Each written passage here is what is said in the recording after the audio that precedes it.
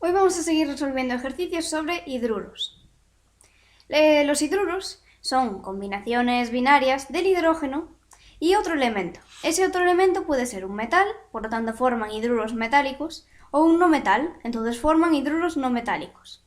Pero es que a su vez los hidruros no metálicos pueden dividirse en combinaciones del hidrógeno con un elemento del grupo 13, 14 o 15, y por otro lado tenemos los anfigenuros y aluros de hidrógeno, que están formados por el hidrógeno y un anfígeno, es decir, elemento del grupo 16, y luego los aluros están formados por el hidrógeno y un halógeno, un elemento del grupo 17. Aquí tenemos una tabla de electronegatividades. Situemos el hidrógeno y entonces vemos que todos los elementos que hay a su izquierda son menos electronegativos que él. Por lo tanto, cuando el hidrógeno se combina con uno de estos elementos, es decir, con los metales y con los elementos de los grupos 13, 14 y 15, pues este va a escribirse a la derecha, mientras que el otro elemento va a escribirse a la izquierda, porque el hidrógeno es más electronegativo que cualquiera de estos elementos. ¿Pero qué ocurre con los elementos que están a su derecha? Pues que son más electronegativos que él. Por lo tanto, los elementos de los grupos 16 y 17 se van a escribir a la derecha y el hidrógeno es el que va a la izquierda. Pues ahora vamos a empezar con los ejercicios. Tenemos estos compuestos y tenemos que escribir su nomenclatura. Las dos nomenclaturas, que son la que utiliza prefijos numerales, es decir, la sistemática, y la que utiliza los números de oxidación, es decir, la stock. Comenzamos por el COH2. Este es un hidruro metálico, porque tenemos al hidrógeno combinado con un metal, que es el cobalto. ¿Cuál era la estructura para la nomenclatura sistemática? Pues bien, primero ponemos el prefijo multiplicador, que se corresponde con el subíndice del hidrógeno, o también podemos decir que se corresponde con el número de oxidación con que actúa el otro elemento. En resumen, Di. Luego poníamos hidruro de y por último el otro elemento, que en este caso es cobalto.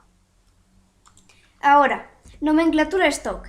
Comienza siempre poniendo hidruro de, luego el otro elemento que es el cobalto y por último entre paréntesis y con números romanos iría indicada la valencia con que actúa el cobalto en este caso, que lo podemos ver con el subíndice del hidrógeno, entonces 2. Ahora, NaH. ¿Qué ocurre aquí? El sodio es un alcalino, por lo tanto solo tiene un número de oxidación que es +1. Entonces, para la nomenclatura sistemática, cuando tenemos un elemento que tiene un único número de oxidación y además es 1, ya nos indica el prefijo mono. Así que nos quedaría simplemente hidruro de sodio.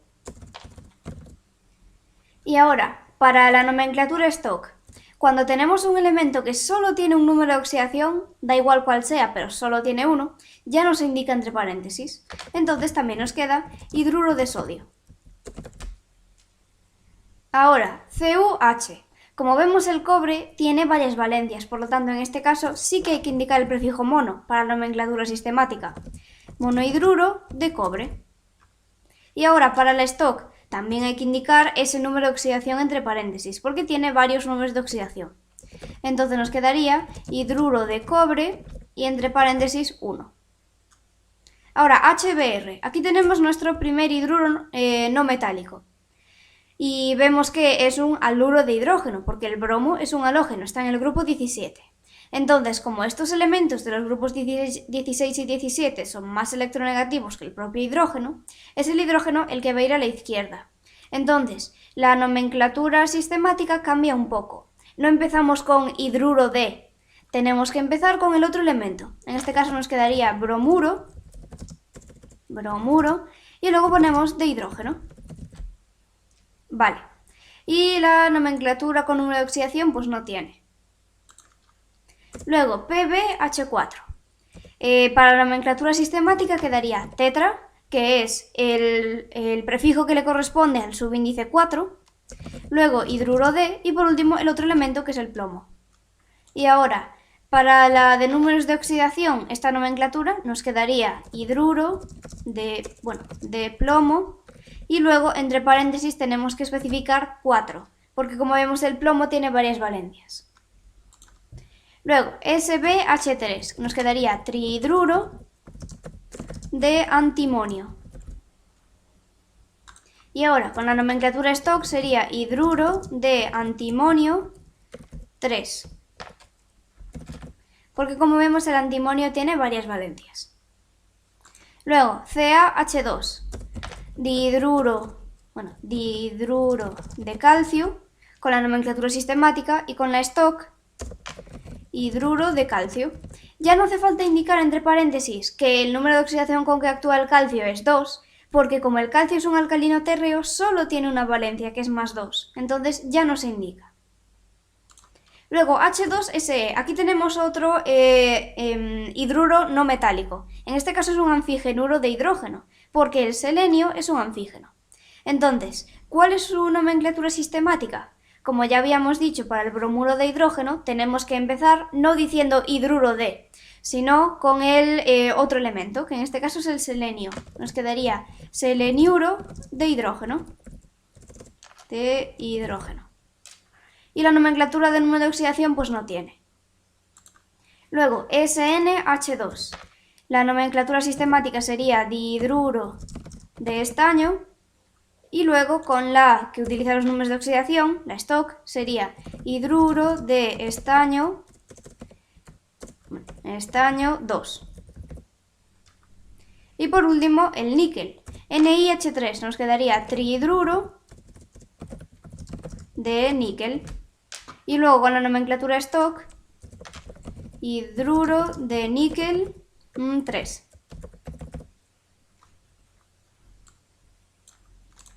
Aquí lo vemos.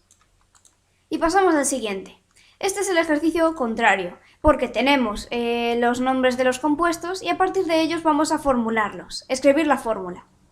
Vale, pues aquí tenemos algunos compuestos que utilizan la nomenclatura sistemática, la que utiliza los prefijos numerales o multiplicadores. Entonces, dihidruro de magnesio.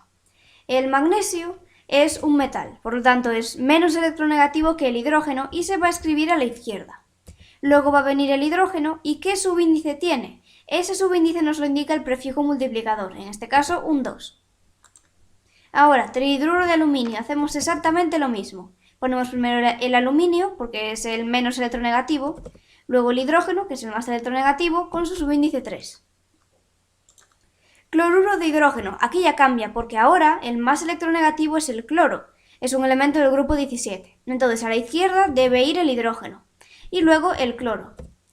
¿Qué subíndice tiene el hidrógeno? Pues un 1, porque en todos los haluros de hidrógeno, el halógeno va a actuar con número de oxidación menos 1. Entonces, cuando lo crucemos, el subíndice del hidrógeno siempre va a ser 1.